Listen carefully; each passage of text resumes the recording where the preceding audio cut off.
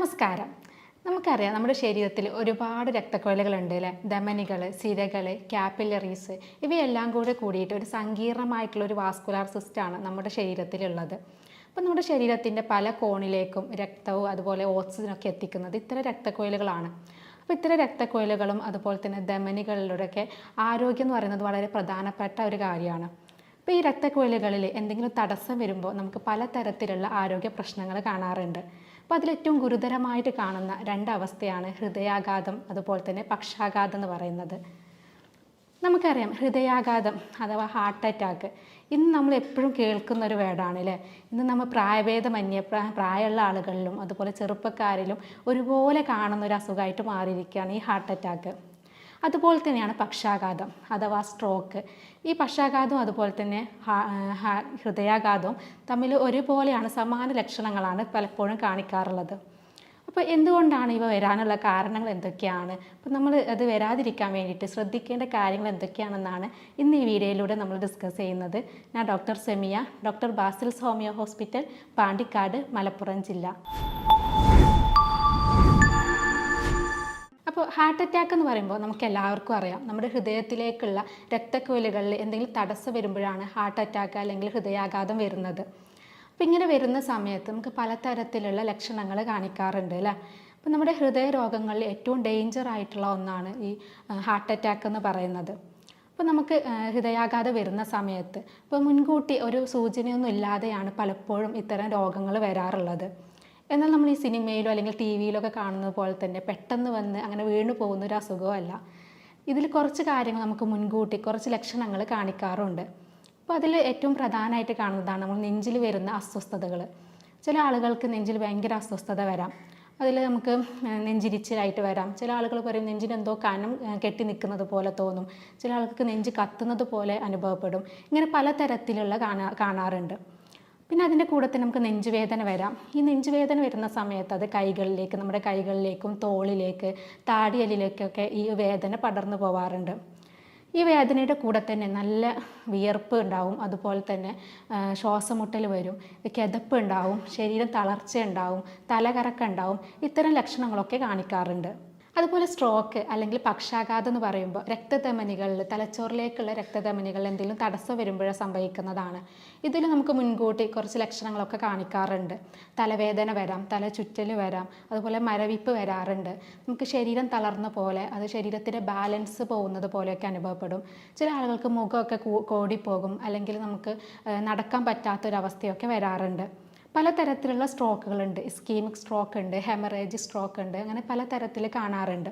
അപ്പോൾ നമ്മൾ രക്തക്കുഴലുകളിൽ നിന്ന് ബ്ലീഡിങ് വരുമ്പോൾ വരുന്നതാണ് നമുക്ക് ഹെമറേജിക് സ്ട്രോക്ക് എന്ന് പറയുന്നത്. അതുപോലെ തന്നെ ഇസ്കീമിക് സ്ട്രോക്ക് എന്ന് പറയുമ്പോൾ കറക്റ്റായിട്ട് ഓക്സിജൻ എത്താതെ വരുമ്പോൾ സംഭവിക്കുന്നതാണ് ഇസ്കീമിക് സ്ട്രോക്ക് എന്ന് പറയുന്നത്. പണ്ടൊക്കെ ഈ പ്രായമുള്ള ആളുകളിലായിരുന്നു നമ്മൾ ഹാർട്ട് അറ്റാക്കും അതുപോലെ തന്നെ സ്ട്രോക്കൊക്കെ കണ്ടുവരാറുള്ളത് അല്ലേ?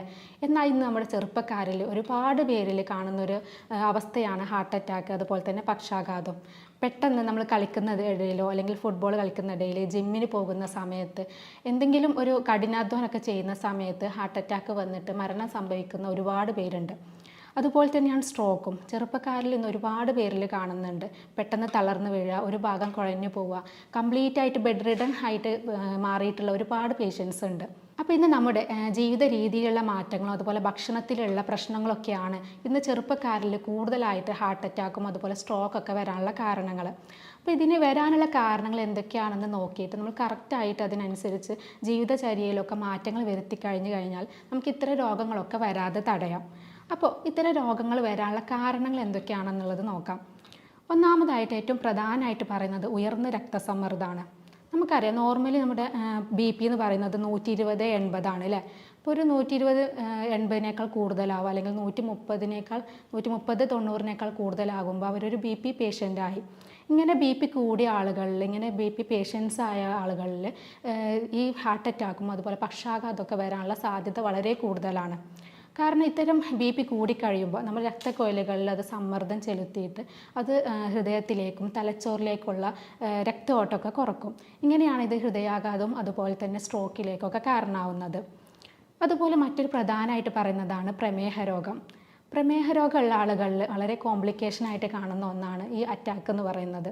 സൈലൻ്റ് അറ്റാക്കുകളാണ് കൂടുതലായിട്ട് പ്രമേഹ രോഗികളിൽ കാണാറുള്ളത്. അതുപോലെ തന്നെ നമുക്കറിയാം BP, പ്രമേഹം പോലെ തന്നെ വളരെ പ്രധാനപ്പെട്ട ഒന്നാണ് കൊളസ്ട്രോൾ. അതായത് നമ്മുടെ രക്തത്തിൽ കൊളസ്ട്രോളിൻ്റെ അളവ് കൂടിക്കഴിഞ്ഞിട്ടുണ്ടെങ്കിൽ, നമ്മുടെ ചീത്ത കൊളസ്ട്രോൾ അല്ലെങ്കിൽ ട്രൈഗ്ലിസറൈഡ്സ് ഒക്കെ കൂടിക്കഴിഞ്ഞാൽ അത് നമ്മുടെ രക്തധമനികളിലൊക്കെ അടിഞ്ഞു കൂടിയിട്ട് ഇതുപോലെ ഹാർട്ട് അറ്റാക്കും സ്ട്രോക്കൊക്കെ ഉണ്ടാക്കാറുണ്ട്.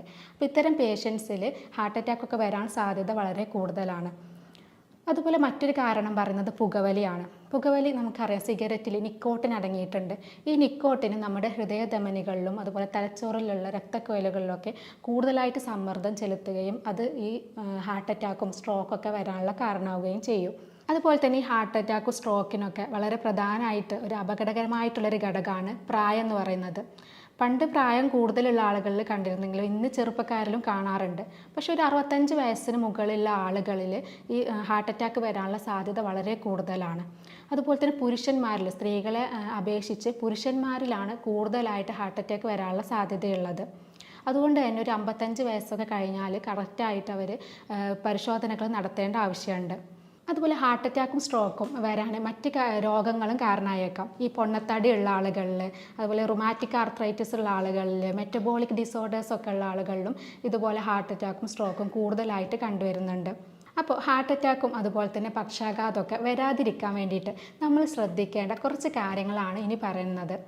അതിലൊന്നാമതായിട്ട് വളരെ പ്രധാനമായിട്ട് നമ്മൾ പറയാനുള്ളത് വ്യായാമം ചെയ്യലാണ്. ഇപ്പോൾ വ്യായാമം നമുക്കറിയാം, ആദ്യം ലളിതമായിട്ടുള്ള ചെറിയ വ്യായാമമൊക്കെ തുടങ്ങി പിന്നെ അത് തീവ്രത കൂട്ടിയിട്ട് ആഴ്ചയിൽ ഒരു 5 ദിവസമെങ്കിലും നമ്മൾ വ്യായാമം ചെയ്യണം.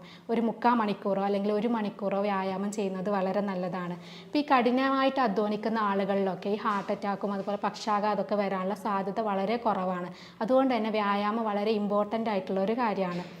രണ്ടാമതായിട്ട് നമ്മൾ പറയുന്നത് ഭക്ഷണത്തിലുള്ള കാര്യങ്ങളാണ്. നമ്മൾ നേരത്തെ പറഞ്ഞു, നമ്മുടെ ജീവിതചര്യയിലും അതുപോലെ ഭക്ഷണത്തിലുള്ള പ്രശ്നങ്ങളൊക്കെയാണ് ഇന്ന് ചെറുപ്പക്കാരിൽ ഇത്തരം രോഗങ്ങളൊക്കെ വരുന്നത്. അപ്പോൾ നമ്മൾ നന്നായിട്ട് ഭക്ഷണത്തിൽ ഇലക്കറികളും പച്ചക്കറികൾ, അതുപോലെ തന്നെ പഴങ്ങൾ, പിന്നെ കൊഴുപ്പുള്ള മീനുകൾ, അതുപോലെ വെജിറ്റബിൾ പ്രോട്ടീനുകളൊക്കെ കൂടുതലായിട്ട് ഭക്ഷണത്തിൽ ഉൾപ്പെടുത്താം. അതുപോലെ തന്നെ നമ്മൾ ഒഴിവാക്കേണ്ട കുറച്ച് കാര്യങ്ങളുണ്ട്.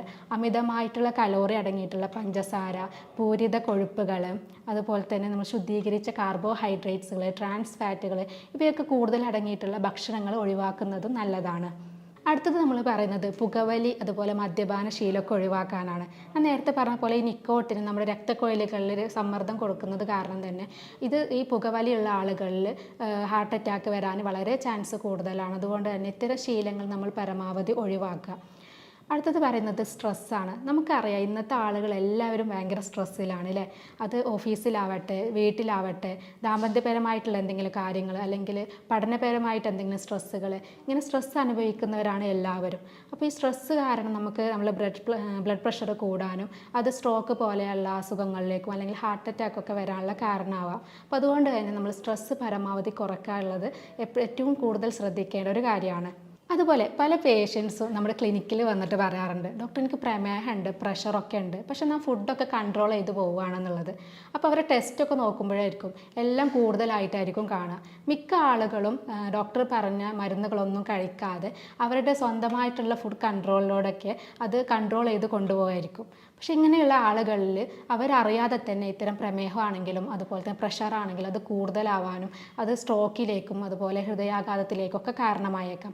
അതുകൊണ്ട് തന്നെ നമ്മൾ ഡോക്ടർമാർ നിർദ്ദേശിച്ച പ്രകാരം നമ്മൾ കൊളസ്ട്രോൾ ആണെങ്കിലും അതുപോലെ പ്രഷർ ആണെങ്കിലും ഒക്കെ ബോർഡറിലാണെങ്കിൽ നമ്മൾ ഫുഡ് കൺട്രോളിലൂടെ നമ്മളത് കൺട്രോൾ ചെയ്ത് കൊണ്ടുപോയാൽ മതി. എന്നാൽ അതിനേക്കാൾ കൂടുതലായി കഴിഞ്ഞാൽ ഡോക്ടർ നിർദ്ദേശിച്ച പ്രകാരമുള്ള മരുന്നുകൾ തീർച്ചയായിട്ടും കഴിക്കേണ്ടതാണ്.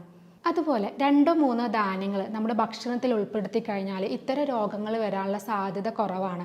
അതായത് ബാർലി, ഓട്സ്, ബ്രൗൺ റൈസുകൾ, ഗോതമ്പ് ഇവയൊക്കെ കൂടുതലായിട്ട് ഭക്ഷണത്തിൽ ഉൾപ്പെടുത്തുന്നത് വളരെ നല്ലതാണ്. അതുപോലെ തന്നെയാണ് ബെറീസുകൾ, ബ്ലൂബെറി, സ്ട്രോബെറി, ബ്ലാക്ക്ബെറി ഇവയും ഭക്ഷണത്തിൽ ഉൾപ്പെടുത്തി കഴിഞ്ഞാൽ ഇത്തരം രോഗങ്ങൾ വരാനുള്ള സാധ്യത കുറക്കും. അതുപോലെ തന്നെ വാൽനട്ട്, അണ്ടിപ്പരിപ്പ് ഇങ്ങനെയുള്ള നട്ട്സുകളും ഭക്ഷണത്തിൽ ഉൾപ്പെടുത്തുന്നത് വളരെ നല്ലതാണ്. അപ്പോൾ ഇത്തരം കാര്യങ്ങൾ ശ്രദ്ധിച്ച് കഴിഞ്ഞിട്ടുണ്ടെങ്കിൽ നമുക്ക് പക്ഷാഘാതം, ഹൃദയാഘാതം പോലെയുള്ള അസുഖങ്ങളൊക്കെ വരാതെ നോക്കാം. അപ്പോൾ ഇതുമായി ബന്ധപ്പെട്ട് എന്തെങ്കിലും സംശയങ്ങൾ ഉണ്ടെങ്കിൽ എനിക്ക് വാട്സപ്പ് ചെയ്യാവുന്നതാണ്. എൻ്റെ നമ്പർ താഴെ കൊടുക്കുന്നുണ്ട്. സ്നേഹത്തോടെ doctor Semiya, doctor Basil's homeo hospital, Pandikkad, Malappuram ജില്ല.